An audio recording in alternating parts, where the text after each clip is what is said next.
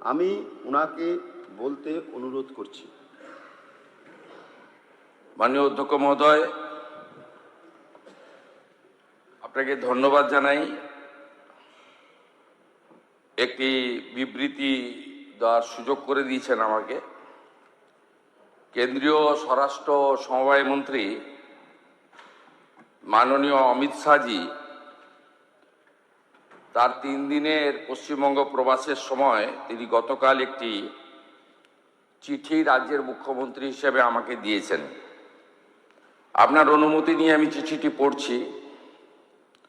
চলতি বছরটি ভারতের মহান শিক্ষাবিদ, রাষ্ট্রনায়ক এবং প্রখর চিন্তাবিদ ডক্টর শ্যামাপ্রসাদ মুখার্জির 125তম জন্মবার্ষিকী। ডক্টর শ্যামাপ্রসাদ মুখার্জি ভারতীয় ভাষাগুলির সংরক্ষণ, বিকাশ এবং তাদের ব্যাপক প্রয়োগের একনিষ্ঠ সমর্থক ছিলেন। তার দৃঢ় বিশ্বাস ছিল যে প্রশাসন, শিক্ষা এবং জনজীবনে ভারতীয় ভাষাগুলির যথাযথ স্থান পাওয়া উচিত, কারণ গণতান্ত্রিক শাসন ব্যবস্থা তখনই কার্যকর এবং জনমুখী হতে পারে যখন এটি জনগণের নিজস্ব ভাষায় পরিচালিত হয়। এই পরিপ্রেক্ষিতে আপনাকে এই অনুরোধ যে পশ্চিমবঙ্গে বাংলা ভাষার কার্যকর এবং ব্যাপক প্রয়োগকে প্রশাসনের প্রতিটি স্তরে উৎসাহিত করার জন্য প্রয়োজনীয় পদক্ষেপ নেওয়া হোক। বিশেষত এটা নিশ্চিত করা আবশ্যক যে ভূমি ও ভূমি সংস্কার কার্যালয় থেকে শুরু করে মুখ্যমন্ত্রীর কার্যালয় পর্যন্ত প্রশাসনের প্রত্যেকটি স্তরে ফাইল পরিচালনা, টিকা অর্থাৎ নোটিং, দাপ্তরিক চিঠিপত্র এবং সরকারি আদেশগুলি বাংলা ভাষায় করা হবে। এছাড়াও নাগরিক পরিষেবা, ডিজিটাল প্রশাসন ব্যবস্থা, আবেদনপত্রের নমুনা, শংসাপত্র, পোর্টাল, ওয়েবসাইট, মোবাইল অ্যাপ, প্রশিক্ষণ সামগ্রী, সার্বজনীন সূচক, সংবাদ বিজ্ঞপ্তি, অন্যান্য সমস্ত সরকারি যোগাযোগের মাধ্যমেও বাংলার প্রয়োগকে অগ্রাধিকার দেওয়া উচিত। পুলিশ এবং আইন শৃঙ্খলা সংক্রান্ত নাগরিক পরিষেবাগুলিতেও যেমন প্রথম তথ্য বিবরণী, এফআইআর, অভিযোগ নথিভুক্তকরণ, নাগরিক তথ্য এবং সুরক্ষা ও জনসচেতনতামূলক বার্তাতেও বাংলার ব্যাপক ব্যবহার প্রশাসন ও জনগণের মধ্যে বিশ্বাস, সুবিধা এবং অংশগ্রহণকে অধিক সুদৃঢ় করবে।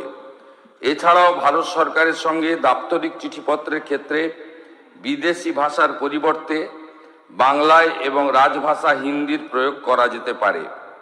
স্বরাষ্ট্র মন্ত্রক, আমার অভিজ্ঞতা হলো যে ফাইলের পরিচালনা, টিকা নোটিং, দাপ্তরিক চিঠিপত্র, সরকারি আদেশ, অন্যান্য প্রশাসনিক কাজ হিন্দিতে সম্পূর্ণ দক্ষতা স্বাচ্ছন্দ্যে সম্পাদিত হচ্ছে। এই অভিজ্ঞতা ভারতীয় ভাষায় সুশাসন এর সম্ভাবনাকে আরও সুদৃঢ় করে।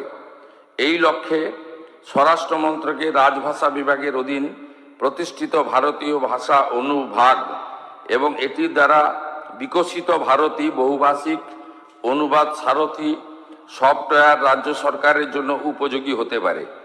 এই বিভাগটি ভারতীয় ভাষাগুলিকে প্রশাসনিক কাজ, অনুবাদ, আদর্শ, পারিভাষিক শব্দাবলী, ডিজিটাল ভাষা সমাধান এবং সক্ষমতা তৈরির ক্ষেত্রে বিশেষজ্ঞ এবং বাংলা ভাষার ব্যাপক ও কার্যকর প্রয়োগের জন্য প্রয়োজনীয় প্রযুক্তিগত এবং প্রাতিষ্ঠানিক সহযোগিতা প্রদানের সচেষ্ট। আমি বিশ্বাস করি যে ডক্টর শ্যামাপ্রসাদ মুখার্জির 125তম জন্মবার্ষিকীর এই বিশেষ উপলক্ষে আপনার সরকার ভারতীয় ভাষাগুলির বিকাশ এবং প্রশাসনে এগুলির ব্যাপক ব্যবহারের জন্য কার্যকর পদক্ষেপ নেবে।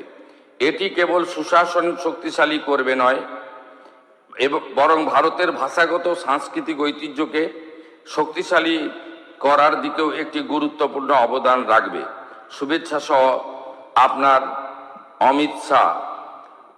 আমি এই পরিপ্রেক্ষিতে রাজ্য সরকারের পক্ষ থেকে ঘোষণা করছি, আগামী 1 সেপ্টেম্বর 2026 থেকে পশ্চিমবঙ্গে সর্বস্তরে আমরা বাংলা ভাষাকে বাধ্যতামূলক কার্যকর করলাম। আমাদের সরকারের পক্ষ থেকে এই সময়কালে অনুবাদক বা অন্যান্য যে বিষয় থাকবে সেগুলো করা।